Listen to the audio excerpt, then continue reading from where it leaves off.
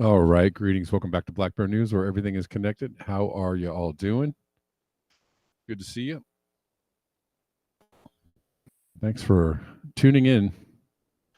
We're live on Rockfin, Rumble, and the dreaded YouTube. And on YouTube.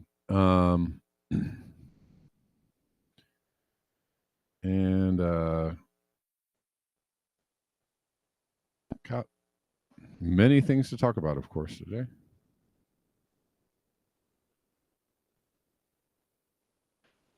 So many things. Thanks for checking out the video. I uploaded like a little short video yesterday. Quite a few people checked into that one, so thanks. I probably need to put that up on Rockfin and Rumble as well. I'll do that later. What's up, people of Rockfin? I see ya.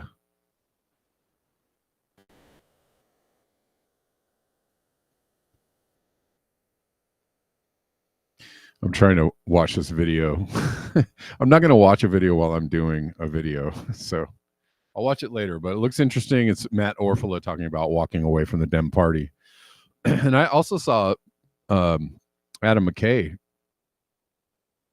saying deregister from the Democratic Party. All right, people taking seriously the fact that you need to give up supporting the Democratic Party. Wasn't it? Who was it that said a long time ago, famous video, that Jimmy Dore used to always play? I'm trying to remember. It's a well-known news person who's now at CNN or somewhere. Long ago said, when he had more progressive thoughts in his mind, he said the only way you're going to get the Democratic Party to do better is to not vote for the Democrat. You have to withhold your vote. You have to, you have to pressure them by not voting for them. You can't vote for them and then push them to the left. That's not going to happen. It's never going to happen. And, I don't know how many times it takes for the Democratic Party to hoodwink its voters to, pose someone else as a foil for their terrible actions and expect people to vote for them. I don't know how often that needs to go on. Anyways, whatever. You guys know the story. You know the drill. They need to do a lot better because now they're giving us the terribleness that is Trump, and it's not enough to just say Trump is bad because, well, it's not enough these days because they pretty much are both doing the same. They're in cahoots, right? They're doing the same stuff. It's AIPAC funded. One AIPAC funded party against another AIPAC funded party, or corporately funded party, or military industrial complex funded party. Like, you're going to get the same thing. Oh, what was it? There was a really great where is this post that I saw? Is it here? Is it on Twitter? Oh no, let me go back and save that. Let me go back and save that. I saw a really great post, and it was something like, I think it was Caitlin Johnson.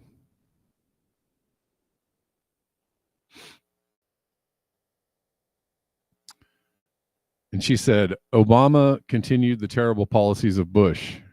Then Trump continued the terrible policies of Obama. And then Biden continued the terrible policies of Trump. Right. They just both parties just carry it forward, carry the, I don't know what you want to call it, the creeping totalitarianism, as Chris Hedges calls it. You guys here? You guys are here. Orf got burned. Yes, he sure did. No more super delegates. Yeah. Well, what needs to happen is Democrats need to stop voting for the Democrats and just just say, hey, you guys are going to lose every race to the Republicans.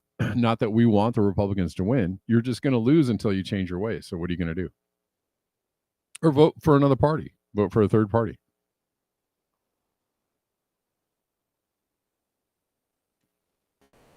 Or some people suggest not voting at all. I don't know. Whatever works for you. Whatever makes sense to you. But certainly insisting that people vote for you just because you're not the other party is just not a winning message. So Dem exit 2016. Yeah, wasn't that a long time ago? So long ago, and then nobody listened to that. Anyways, or some people did. What if there was a third party that appealed to all the independents, which is actually a bigger constituency than either Democratic voters or Republican voters? What if you made a third party that appealed to all those independents out there that don't like either party? I bet you'd win, RFK Jr. Are y'all tired of being sold out already? I mean, RFK Jr. is a Zionist too, so it would have been nice to voted for someone else that wasn't Democrat or Republican, but it sucks that choice was also a Zionist. Help. What do we do?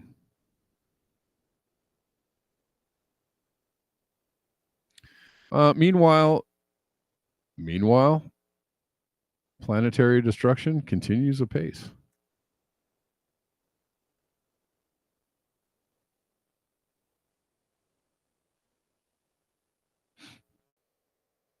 Massive flooding due to extreme rain in Bifragio, Duomo Square, Milan, Italy.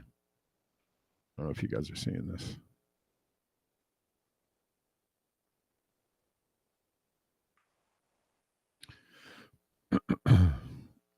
Got a bunch of these. Spain. There's so many of these videos out there. They hate Italy. They hate Spain. Well, that was like 2 or 3 weeks ago. Do they still hate Spain?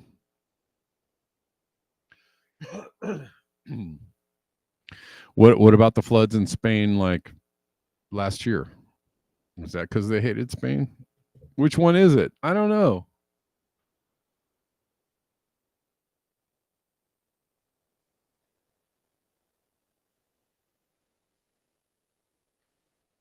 Sicily. The Sicilians can get some too.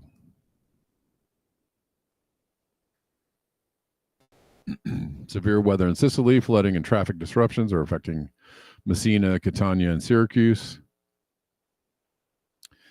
400 millimeters of rain fell in just 6 hours in Gyar. Authorities urge maximum caution in affected areas over the next few hours.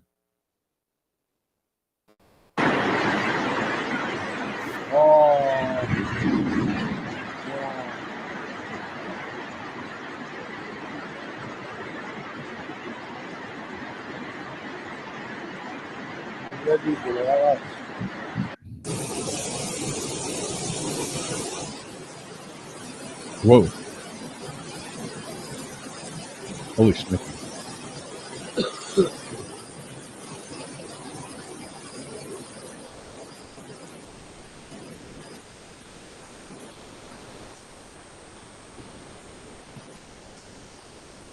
Sorry, let me turn this off.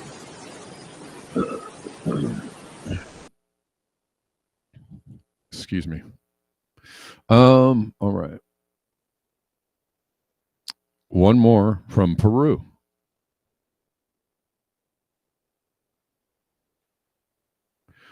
I just want to continue to give an overview. We're still tracking the collapse of the biosphere. And if that sounds too harsh, we're tracking the disruption of normal functioning of the biosphere. This is in Peru. Good Lord, that looks very dangerous. And I want to, just continue to give an overview of it so that people can have informed views on what is going on, or more information about what you think is going on.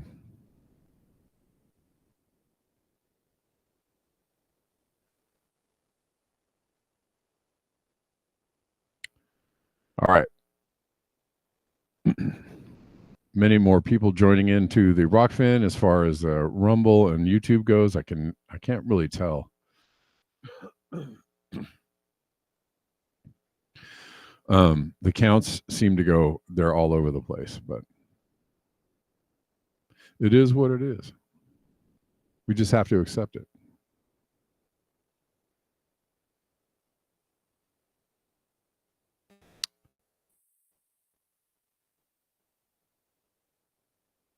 I forgot the lyrics to my own song. I have a song called "It Is What It Is" that I just wrote it recently, so forgive me for forgetting the lyrics to it.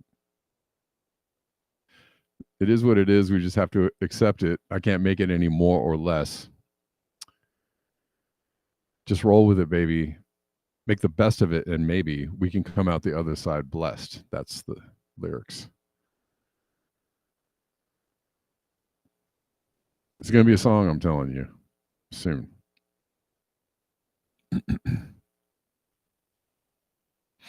But what really sucks is that,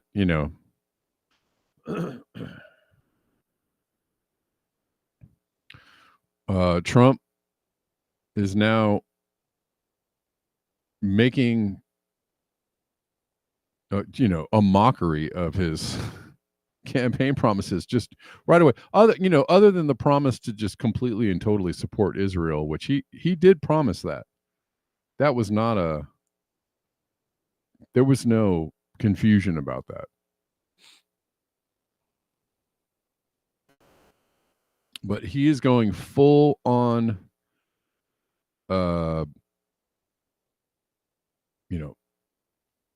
AIPAC aligned, pro-Israel Warhawk, every single pick. Bam, bam, bam, bam. It is, which is really freaking frightening, right?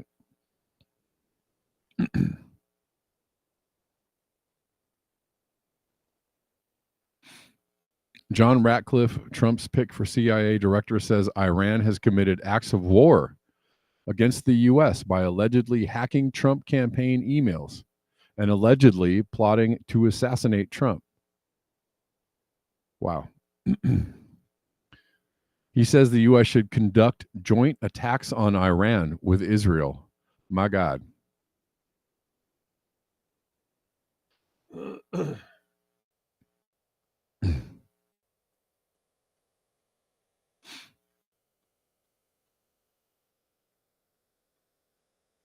This is not great. I think the people need to get up and get loud about this. Nobody wants this. The American people don't want this. The American people don't want this. The people of the planet don't want this. They do not want this. This is a bad look for Trump. You're going to have very angry Americans on your hands before you even take office. You're going to have blowback coming at you real quick. Oh, you want to listen to this? I don't even know if I want to listen to it.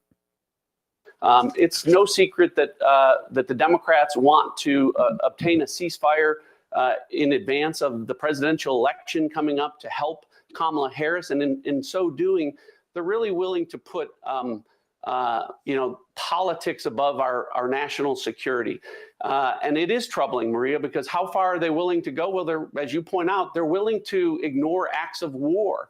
I mean, when our own intelligence community tells us that they're hacking into the Trump campaign to help Kamala Harris win the election, when they engage in an act of war of trying to assassinate President Trump, and perhaps most importantly, when they engage in the act of war of firing through its Houthi-controlled rebels ballistic missiles at 3 U.S. warships, and there had been no actions and no consequences to those acts of war by Iran, it unfortunately tells you how far the Democrats are willing to go to stop Donald Trump.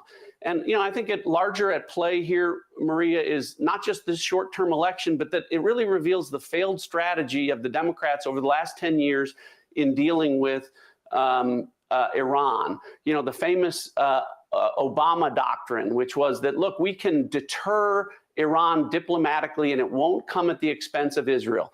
Well, Barack Obama was wrong. He misunderstood the lethality and the evil nature of the Iranian regime. And what Israel has done is essentially employ the Trump doctrine, a maximum pressure campaign, understanding that the only way to deter terrorists like Iran and their proxies is to put your foot on their throat. And Israel has done. All right. Don't need to listen to any more of that. But Jesus. This is clearly prior to the election, obviously. There was no indication that the Biden administration was going to try to get a ceasefire, even though they kept talking about it, but they kept sending Israel arms. And the Biden administration is completely and totally owned as well by AIPAC, Mossad, whoever.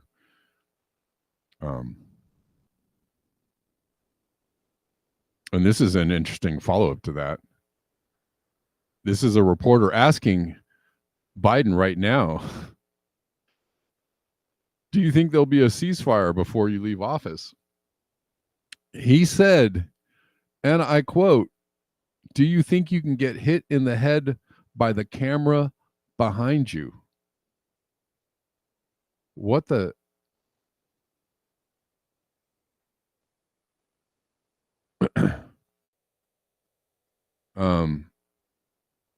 He's trying to out Trump right now with the wildness. Let's listen to this. You can't really hear Biden.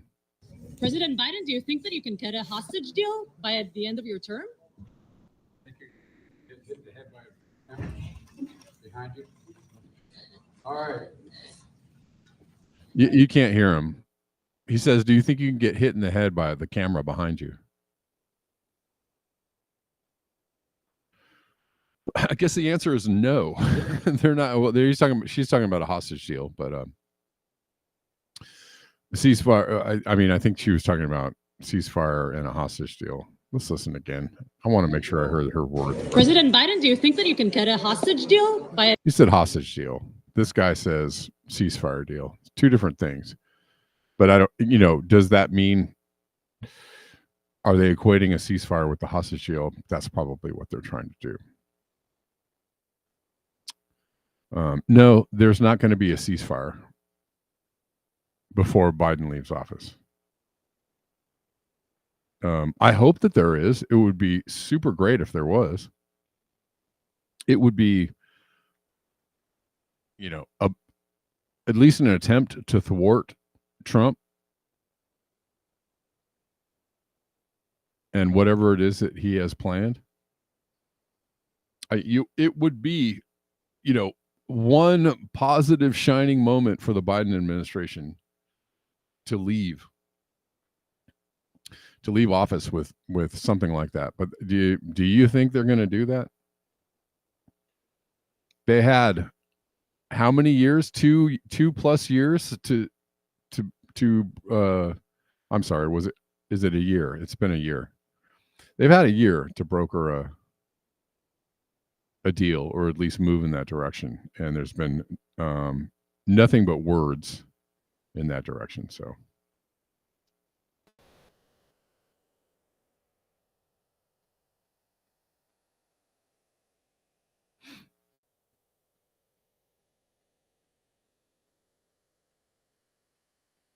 Again, right now, there is no political party that poses an opposition to this kind of ridiculousness, to Trump or Biden. There's no, and other than people protesting in the street or gathering in the street to protest, gathering at the White House or wherever to protest what's going on, there is no, organized movement to galvanize people against what is happening and what is going to happen. We have our voices, and this is important, and it's important that we're all here, to share what it is that we're thinking about this. It's very important because, as I've always said, we are a focus group. If anything, at the very least, we are a focus group, because they're always listening, they're always watching, so we can let them know this is how we feel.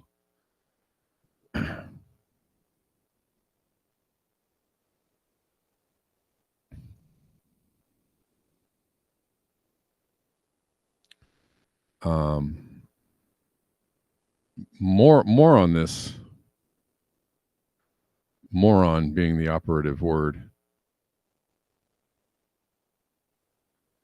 There's the pick for the head of Department of Defense by Trump, which is also just another in a long line of Zionists and just rabid pro-Israeli folks. This is Vanessa Beeley. This is Absurd Americanism and Zionism, two hands of global terrorism. Can I say told you so yet? Trump pick for U.S. Secretary of War, Pete Hegseth. This is this guy. Anyone that wants to take the stage and talk about dual loyalty is dead wrong. What this organization represents, what Western civilization represents today, is an understanding that Zionism and Americanism are the front lines of Western civilization and freedom in our world today. Really? Okay. And what better time for that relationship? From the scrapping of the terrible Iran deal to the embassy move, the recognition of Jerusalem as the capital of the Jewish state, and the recognition of the Golan Heights. This president is a true friend of the state of Israel. Oh boy. All right, we don't need to listen to any more of that. We already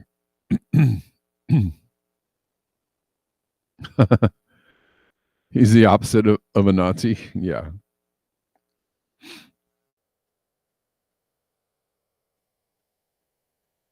Yeah, no. Yeah, no.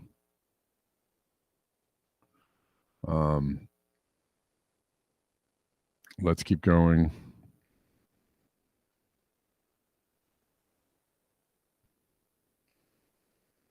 And this is what your vote for either side and your tax dollars are supporting at the moment. Israel just targeted displaced children sheltering in tents near Khan Yunis in the southern Gaza Strip.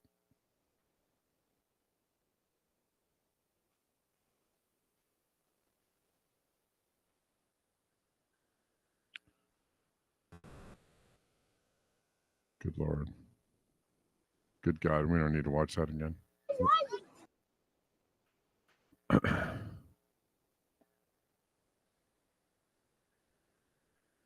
Don't look up.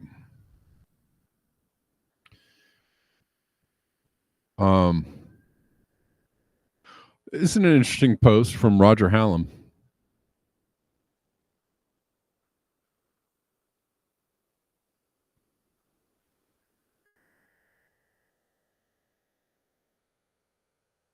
And I thought I'd read this because I think that I appreciate the message of this. I don't know if this is just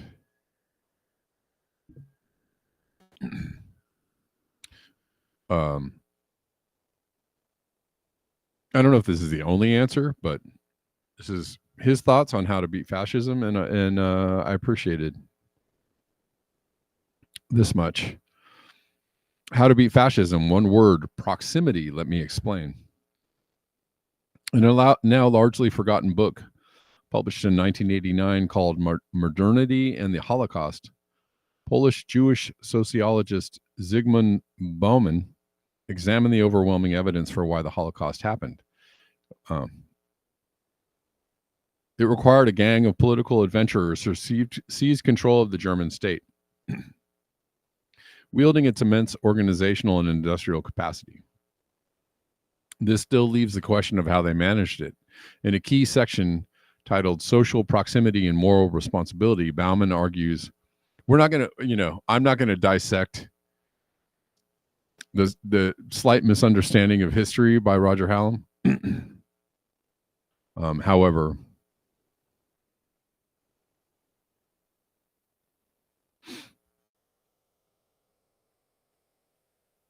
and I'll explain after I read this.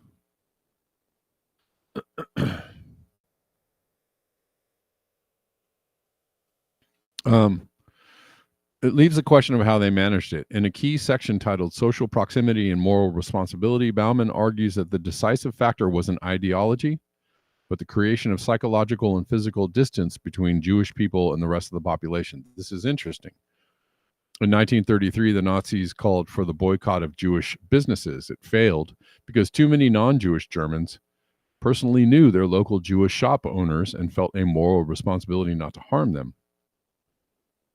The Nazis learned from this, and over the next decade, progressively reduced the proximity between Jews and other Germans. Jewish people were forced to wear identifying badges, then moved into camps. And ultimately, they were murdered. Separation had become so vast that most people felt no moral responsibility to intervene. To prevent fascism, we must do the opposite. A pro-social movement of political adventurers must take control of the state and progressively increase proximity. Okay, this is a little bit also have to dissect this part too. I'll keep reading though. Proximity, not economic growth, is the key determinant of a flourishing civilization. It's what people truly crave, to connect, to sit down in small groups and talk. True. We care about politics. That's why people are here. That's why people are watching the show. That's why people watch other shows. This is why there's community around certain, independent journalists or, right? Because you have, even though it's digital proximity, you have proximity. You have people, like-minded people banding together, discussing what's important. Yes? Okay. We care about politics and self-interest only to the extent that they foster this connection. Love, mutual care, and recognition is humanity's foundational need. This truth spans the social sciences and is echoed in the wisdom traditions. Let me give a few examples. In my award-winning research at King's College London, I showed that if people sit in small circles to discuss a social issue with biscuits on the table, for most of a public meeting, 80% leave feeling empowered. In contrast, only 20% feel empowered after a conventional meeting with a series of speakers and no small group discussion. Research shows most people initially attend campaign meetings not for political reasons, but because a friend invited them or they seek human connection. A Harvard study on negotiation found that the single biggest predictor of success is whether the other party personally likes you.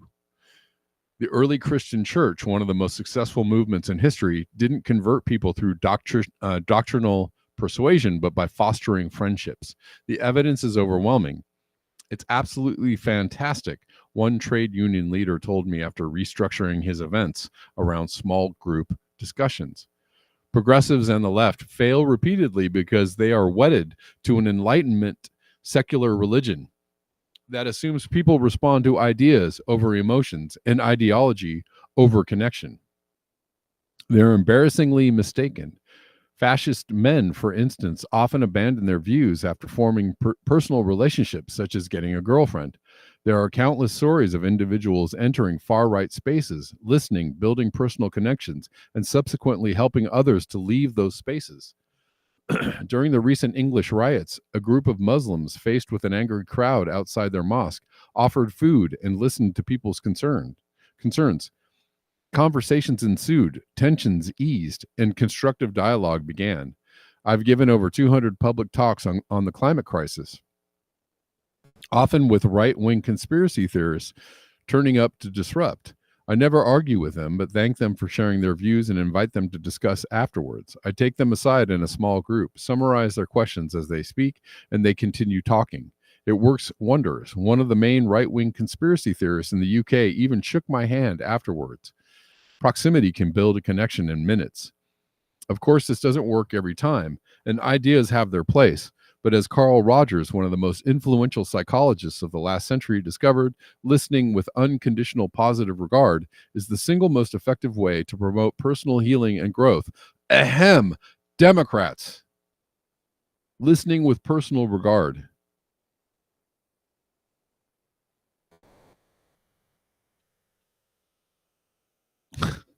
Not shaming people for thinking the way they think. Not shaming people, not othering people. I'll talk about this a little. I want to finish reading it, and I want to talk about it a little more. Change won't come through conventional politics, but by circumventing it. We must create proximity directly through door knocking and local assemblies organized around small group listening. This is the next political revolution. I'm convinced that the new movement parties could rise from zero to winning local and national elections in 6 months with these methods. We've already seen similar discussions with new parties in recent years, but it needs perfecting. A national project would require around £1 million to get started.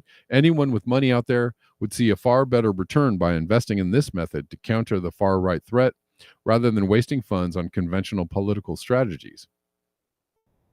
We can either build a new civilization based on closeness and connection, or let humanity destroy itself by ignoring how we actually function. Getting this right now is of utmost importance. You know exactly what I mean. I mean, on the whole, I completely agree with this summation. Going south, that is funny. DOGE, Department of Government Efficiency is the acronym for DOGE, right? Yeah. So just quickly, I wanted to say, I thought on the whole, this is good. The way that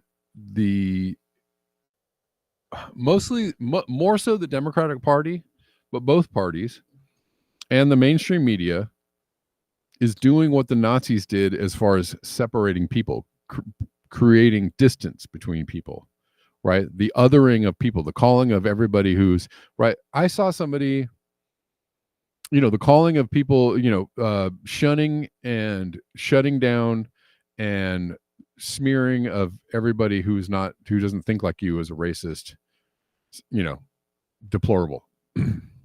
That's othering. That's creating, and people have pointed this out, over and over again over the last few years, that it really seems like the mainstream media and the two political parties are trying to create tension, but, trying to polarize people on both sides instead of bring people together. And that is absolutely true. That's exactly what they're doing, right? Instead of trying to understand the other side, or understand what, try to listen to people and hear people. And this is why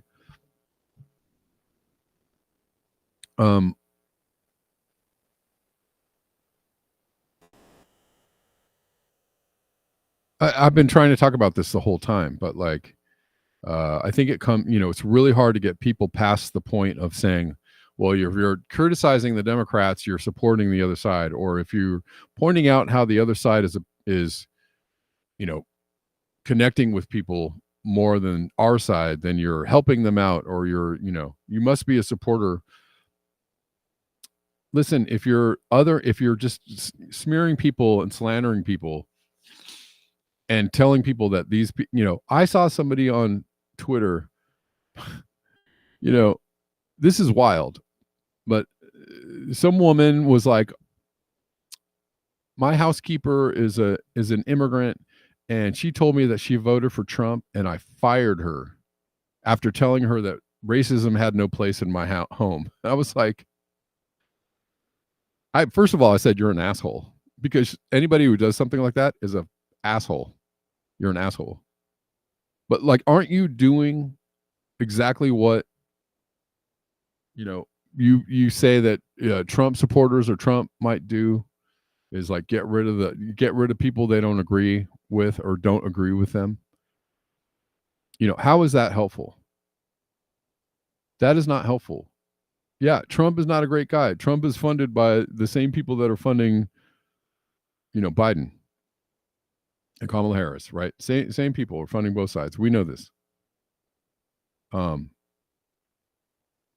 you're talking about the people, trying to other those supporters, right? And they do it on both. You're a commie, woke, pink-haired, lunatic over on this side, and you're a racist, white supremacist, misogynist on this. Like, it's just creating this othering of people is not how it's done, right? And so he's talking about extending, humanness and understanding to the people that you might disagree with in order to build some kind of connection, and which is the right thing to do, which is the way to go about it.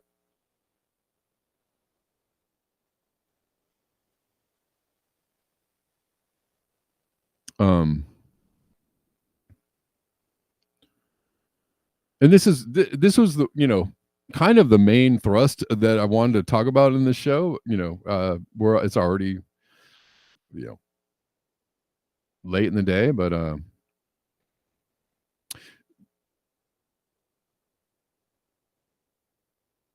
there was the other point I wanted to make about the very beginning of this statement from Roger Hallam is that, how Nazism came about was it was funded by a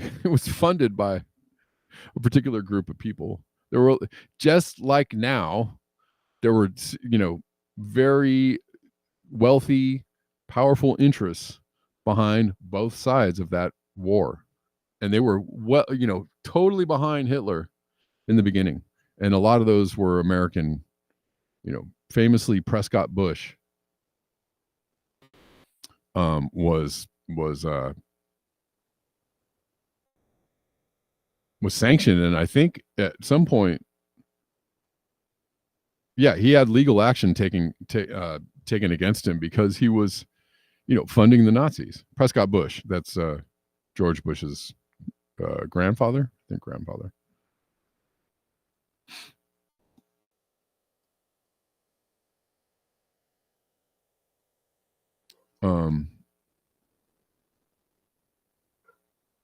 Sir Antoine, sure. Alex Jones, Tucker Carlson, and others are propagandizing, but so are the mainstream media. Everybody's, a lot of them are propagandizing, but they're doing it in a way. You have to understand that, like, the game now is to make it seem like you are, on the side of truth and the outsider, right? So it's like, Alex Jones has always, Alex Jones is actually they're started out as more of a truth teller, right? He's trying to uncover conspiracies and lies and whatnot, and like, there's a lot of things that Alex Jones says that are actually correct, true and correct. He's become more of a propagandist in the last few years, and he's definitely co-opted. Obviously Tucker Carlson is co-opted, but they're posing as truth tellers, which is they're,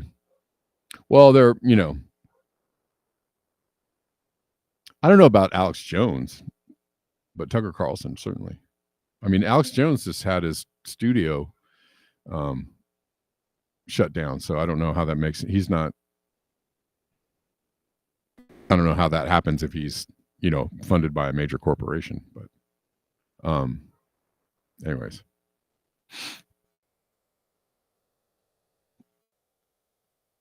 there are propagandists on all sides. So it's not just like Tucker and Alex Jones. Yes, there's Tom Hartman. There's, there's what's her name? The PBS spokeswoman who is now a propagandist, right? I can't remember her name. Sorry. The main Amy Goodman is a propagandist. So, they're everywhere. It's not, you can't just be like, is Alex Jones a Fed? He's, turned, he's an, confidential informant, He could be now, for sure.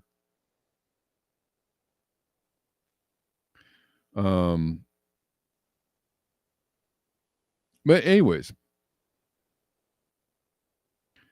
they're mainstream. I don't know about Alex Jones being mainstream media, but Tucker Carlson is posing as independent media, right? Now the whole game is to have the mammies, right? The mainstream alternative media, which is like people posing as independent, but still being funded and or in the employ of powerful forces, right? And you can count, there are many of them nowadays. What do I think of Tom Hartman? Not much. I can't listen to the guy. I used to listen to him a long time ago, but I can't take the guy. He's, Amy Goodman is all right once in a while, but like it's hard for me to listen to Amy Goodman or Tom Hartman or any of those. There's a bunch of lefty, like independent journalists that are, Kyle Kulinski and Crystal Ball and who else? David Pakman and like all those, and Sam Cedar. These people are all like propagandists. They're all like lefty propagandists, but they're posing as independent journalists. But they're absolutely positively like 100% giving you the official liberal narrative and not deviating from that at all. And then there's, yes, people on the right that are doing the same thing, right? For sure.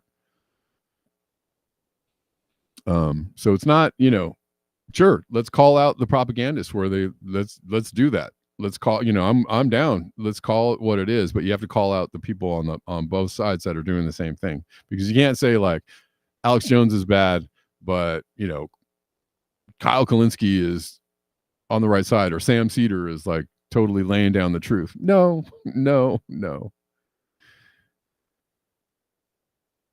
Anyways, the funders of the rise of Nazi Germany were,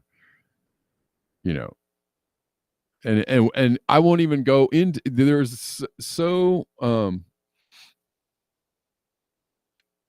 it's a deep rabbit hole to even go down, like who was doing what, right? Because the creation of the state of Israel was actually done through an agreement, a transfer agreement with Nazi Germany, right? So there was Zionist stuff happening, and like it's just a big wormhole to get into that I'm not going to get into anyways. But so, Roger Hallam is summarizing in a very, I don't mean this to be insulting, but in a very cartoonish way. He's summarizing Nazi Germany in a cartoonish way. But the overall message of this is correct. And I was going to say one more thing about this, that this is true, right? Like people have a sense of community and they have a sense of like what's morally appropriate, right? And more so than the media would allow you to think, right? They're creating division. They're creating like, oh, these, there's all this hate and racism and misogyny on this side, and they hate you and they want to, put you in prison camp, and they want to, send everybody away and torture you. And like, they're creating this idea that that's what a bunch of people in the country want. That's not true. That's not true, right? There's a moral, rational, reasonable kind of middle ground for a lot of people, right? A lot of people would not, go get on board for the extremism on either side, right? The left is the same. The left is like, shut them down, shut social media down, shut everybody up. Re-education camp for, Trump supporters, as Hillary said. Yeah, the left is really extreme.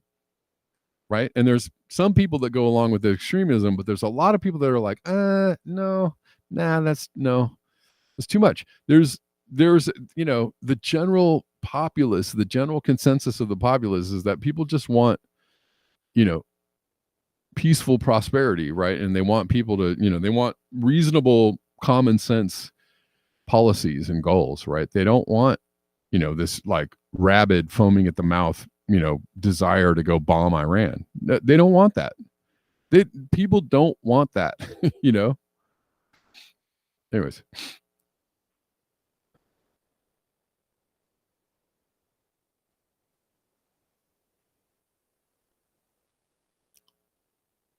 Some things in the water divide and conquer, of course.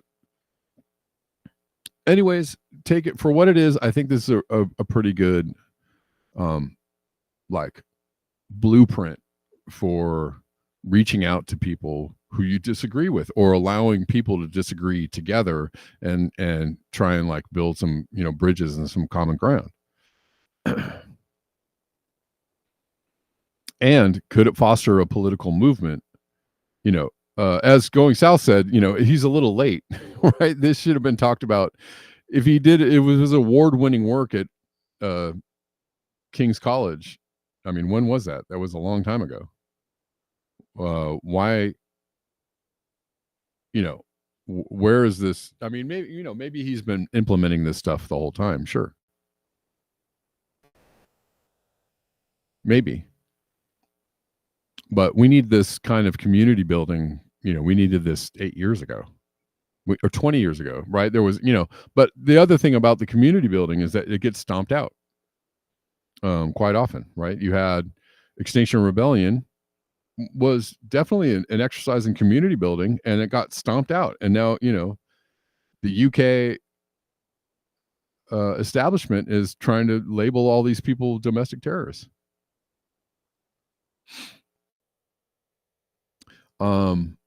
And then we had Occupy Wall Street, back in the Bush days, and it got stomped out. We had, Earth Firsters 30 years ago. They got stomped out. They get stomped out. Genuine movements get derailed, infiltrated and derailed very quickly. But you have to find a way to resist that and keep going.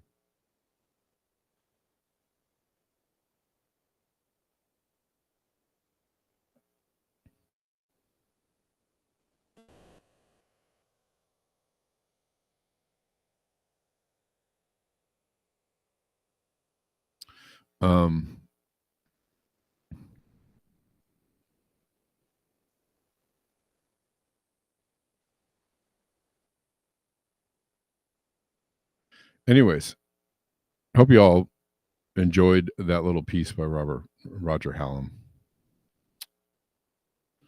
I am Tom Larpman. Yeah, Tom Larpman. I'm not saying Kameshwari says I can't even listen to Tom Hartman, and I still listen and call him out.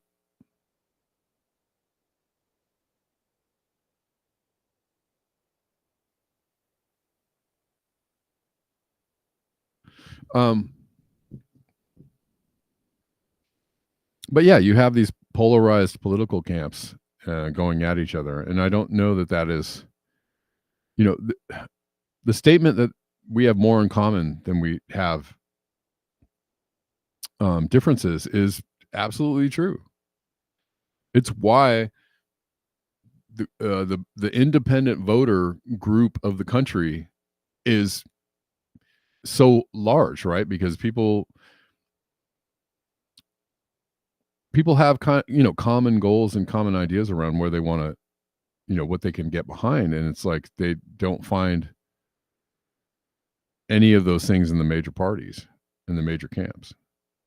And so I would say that those, the people that make up the independent voter base are the people you need to look to, as far as, that's where the most of the country is at. People are thinking that half the country is Trump supporters. No, it's not. Most of the country is independent voters who don't agree with either party. It's not true that half the country is, wild-eyed, rabid Trump supporters. And obviously, a good portion of the people that voted for Trump are not like wild-eyed, rabid Trump supporters. They're just like, I think this guy would be better this time around, right? That's why there's things called swing states. That's why they try to reach out to independent voters to get them. I heard somebody say like,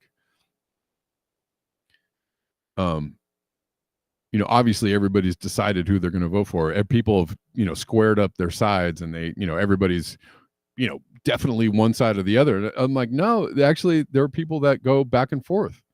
There are people that voted for Obama that ended up voting for Trump in 2016. There's a lot of those people. There were a lot of people that were Bernie supporters that went to vote for Trump because they were so disgusted by the Democratic Party. There were a lot of those people. They're not white supremacists. They're not, wild-eyed, foaming at the mouth MAGAs. They're just like, I'm going with this time. So, that's the more true, demographic of the country.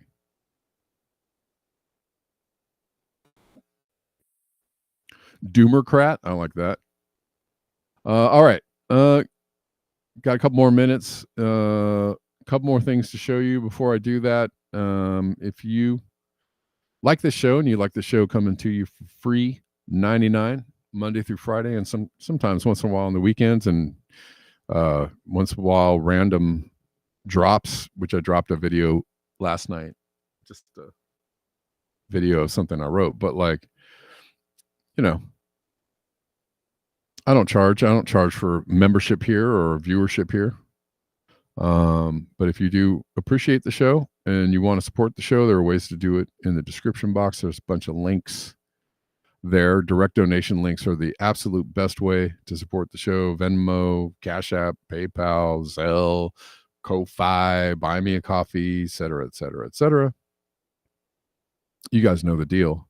And to all the people that support the show, I really appreciate you. You know who you are. Tom is angry at Elon for winning the Democratic election. I mean, so it's an interesting thought about, now there's a thing going around about Elon Musk, bought Twitter in order to give voice to the right wing and get Trump the election. Now, I could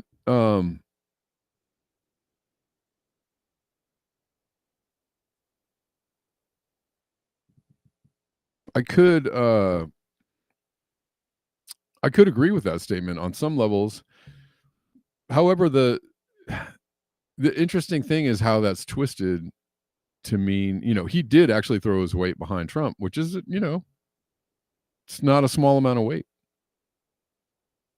And you could, but if you're mad about that, like, is somebody going to be mad?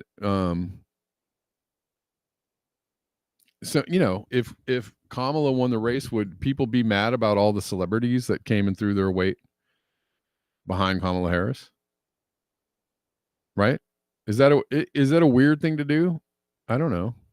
Would people be mad at Mark Zuckerberg? Would you find? I don't know. I just don't. It's media, and media takes sides, whether it's social media or mainstream media. That generally is what happens. It would be weird. Yeah. I mean, I guess people get mad at Fox News for being right wing. But like, people get mad at CNN for being left wing. I don't know. It's kind of a weird thing. The thing that they're missing though in that analysis is that Elon Musk bought Twitter because Twitter was, highly censoring people. Was very, he was censoring the crap out of people. I mean, not he was, Twitter was. And people were like, hey, and there was a big kind of push in social media to like censor people and crack down on, and mostly they cracked down on right wing. Famously Donald Trump was kicked off Twitter. and Alex Jones and right wing. And I don't agree with that. I think that's wrong. You don't do that. They still censor people on Twitter, though, by the way. Just not to the degree that they used to. So it's better. Is it perfect? No.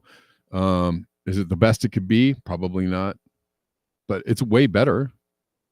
It's way better than it used to be, because I'm not a fan of censorship. I'm not a fan of kicking people off social media platforms because you don't agree with their political viewpoints. So that's why he bought Twitter, not to enable right wing, but that's the message, because lefties are actually tyrannical fascists. They're more tyrannically fascist than the right. You're talking about, anyways.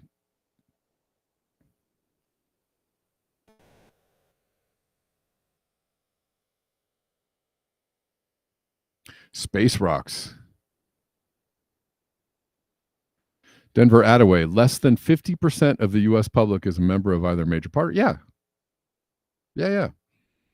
So the main voter base, the biggest voter base, that proves out the biggest voter base is independent voters or non-committed voters or non-voters.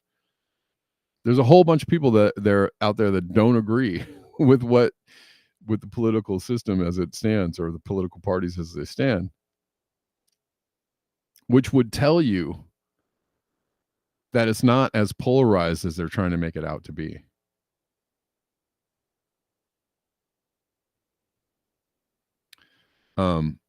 Well, that was Antoine, he bought Twitter to make money. Sure. And he bought Twitter to do actually way more nefarious things than make money or enable right-wing voices. Like, he wants to turn it into WeChat. But what I'm saying is the stated intention was to make it a free speech platform, or more free speech than it was, and it is. So if the free speech includes speech you don't like, well, tough cookies. Now, him throwing his weight behind Trump monetarily, that's a pretty big deal. But other people do the same thing. People, famous actors and businessmen fund both parties. So like you can't like point at Elon and go, look what he did. Well, look what everyone else is doing. BlackRock and State Street and Vanguard and it's just like, okay, well, keep crying. What, how does that mean? That doesn't mean anything. Elon threw his weight behind Trump. Okay, and who doesn't throw his weight behind a political candidate? Everybody does it. So Trump, Elon's bad for that? That's ridiculous. It's super ridiculous. Antoine, you got banned on Twitter for talking about Palestine? Yeah. They still censor. So it's not a perfect platform.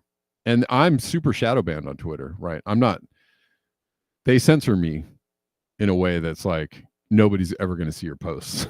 Like, good luck out there. Like the same 5 people see your posts every day, and pretty much nobody else will see your posts. So, keep posting. We do have to get rid of these oligarchs. Absolutely, Antoine. I believe you. I mean, I agree with you. I believe you, and I agree with you.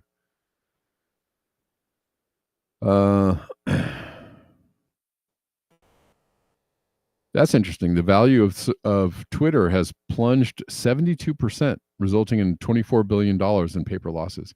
Right, because he lost a lot of advertisers. A lot of advertisers were like, we're leaving because, whatever.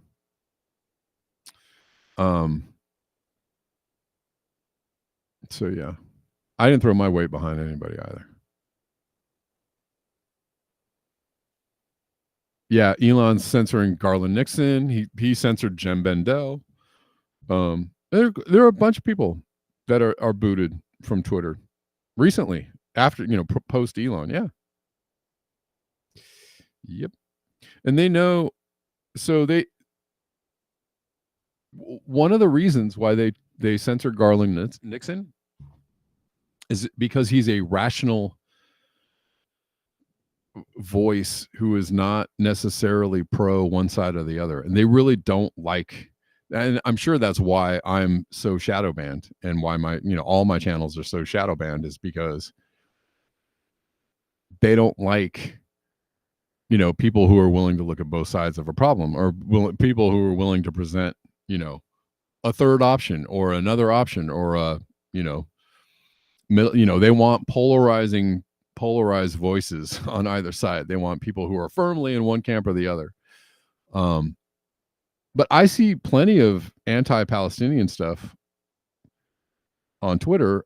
It's just interesting because some people are allowed to speak and some people aren't. And it's very bizarre to me, because I see other people saying, the same stuff I'm saying, or maybe even more radical stuff than I'm saying, that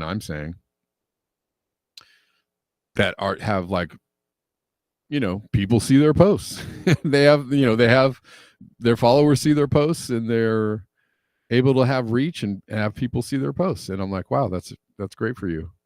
But like, they're just like, it doesn't matter what I say or what I do or what I post. It doesn't even matter. They're like, nobody's going to see your shit, man. And so I think that's because, they don't want rational,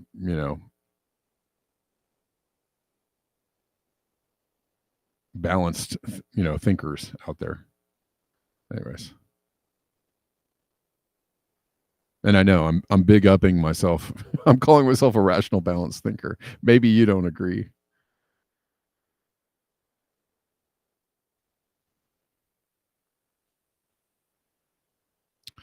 What else? Got a couple more things to show you before I leave out the place.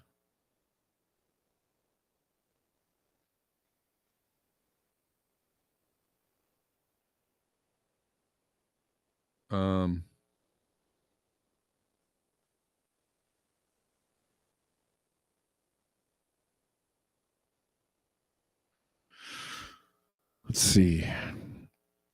I mean,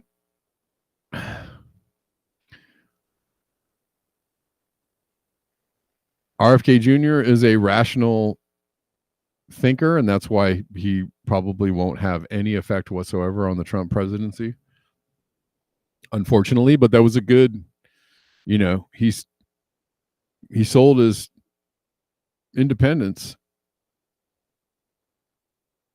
If only he, didn't end his campaign and throw his weight behind Trump. Golly gee willikers. Having been called a liar by Anthony Fauci for saying that not one of the 72 vaccines mandated for children has ever been safety tested, RFK Jr. sued Fauci.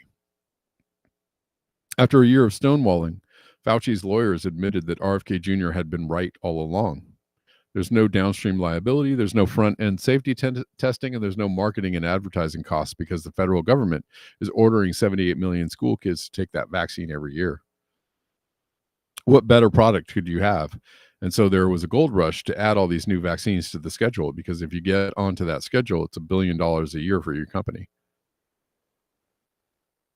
Autism went from 1 in 10,000 in my generation to 1 in every 34 kids today. He speaks the truth. He's telling the truth there. And yeah, RFK definitely got suckered, and he should have, if only he would have remained as an independent candidate, but maybe he got leaned on. I don't know. You don't know. It's, you can be mad, and you would be, you could be justifiably mad that he did what he did. I think a lot of people were mad.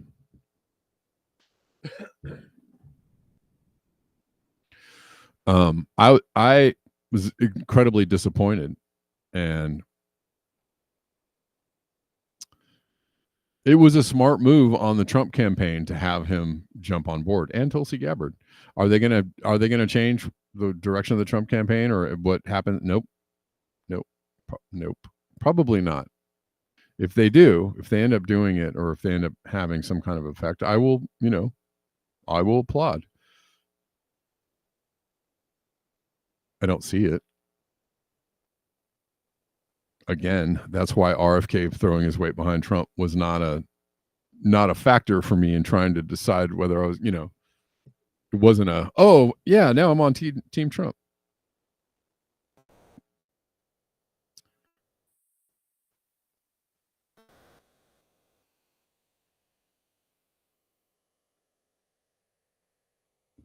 I saw that Erg one. Yeah, Joe Salatin. Yeah, I showed that. Was he chosen by RFK?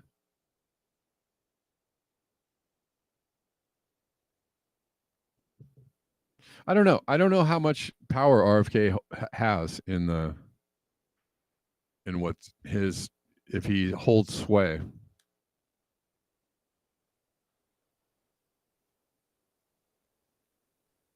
I don't know if he was the one who picked him. I'm not sure about that.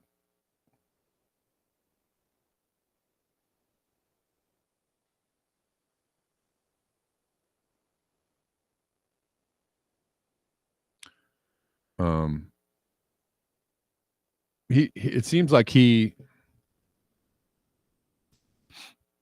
they have worked together.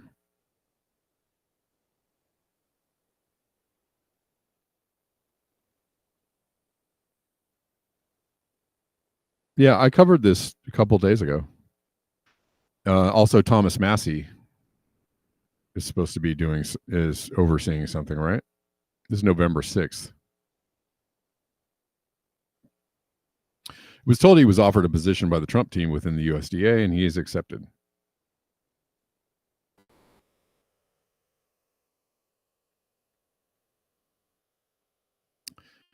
Thomas Massey has been offered the position of Secretary of Agriculture. So, though, most of the picks so far by Trump have been absolutely,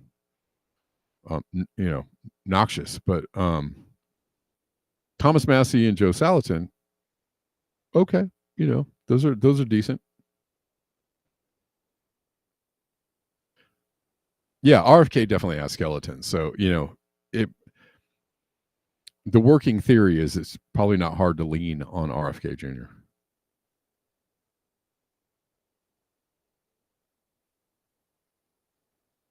But we'll see. I don't know. I don't know if he had. It's all good, Irk one.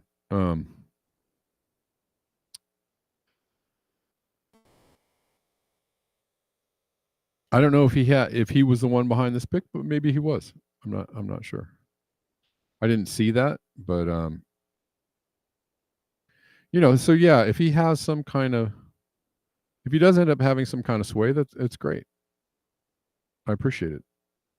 I don't know how much you can move the needle on a corporately owned candidate, but we'll see.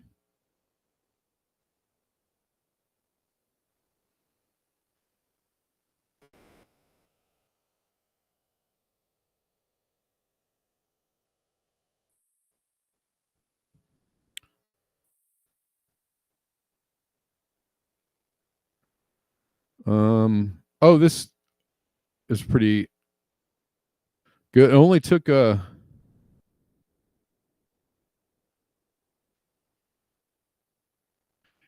only took 20 years, but there was justice for the prisoners at Abu Ghraib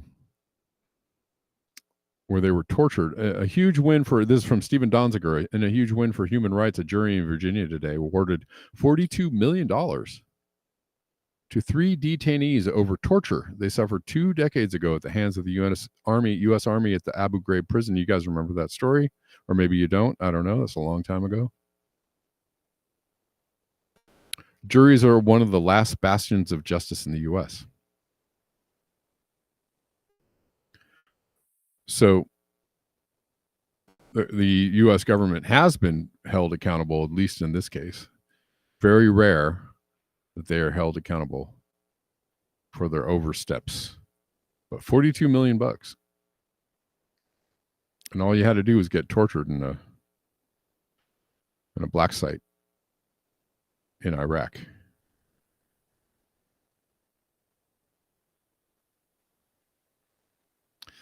And lastly, here's some nightmare fuel for tonight. If you needed something disturbing your dreams, And Lord knows I do, because I sleep great. How do you even defend from an army of these things chasing you?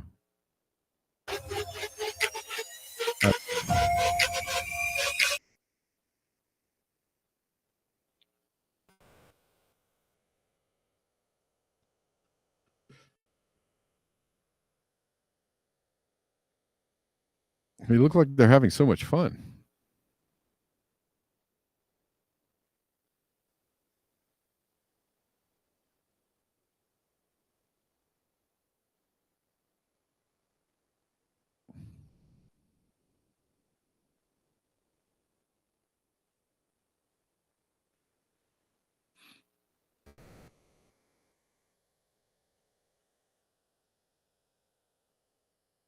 I mean, fairly amazing.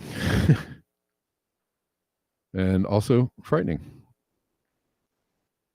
But okay, I don't need to watch that memo. And well, I've been saying somewhere in a factory.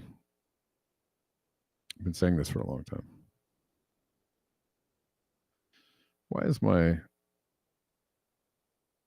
thing is stuck? I can't push the buttons. Anyways, I can't get back to full screen for me for some reason. Somehow the Rumble Studio is frozen. All right, guys. Let me make sure I don't have anybody to thank before we leave here. Let's see.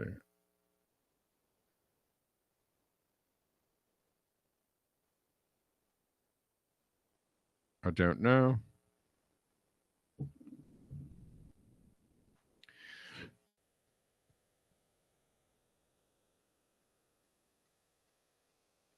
Oh, I was going to say, yeah, somewhere in a factory in China, South America, Midwest America, they're building thousands of these things as quickly as they possibly can.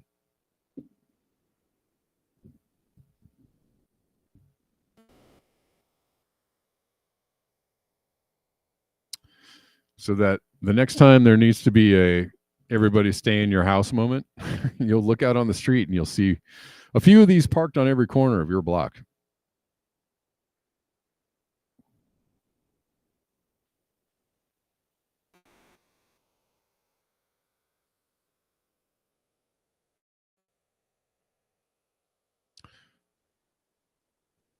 I wish it weren't true, but I enjoyed y'all talking shit today too. Thanks, Joseph. Thanks, guys. Thanks for hanging out. Do appreciate you. I will see you all tomorrow at 11. Enjoy the rest of your day. And let's see if I can actually get this thing to work. Okay. Until next time, peace. Nope, that's not going to work. I don't know. This thing is frozen. I don't know if it's going to let me out of here or not. I think I might have to just end the show like this. Yeah, all my buttons are frozen on the Rumble Studio. So, all right. So I'm just going to have to turn it off. Live show going south, doing a live show tonight. So check that out. They're patrolling Washington, D.C., are they? Yikes. Yeah, all buttons are frozen. I don't know why. I don't know what's going on. All right, guys. Thanks so much. Peace out.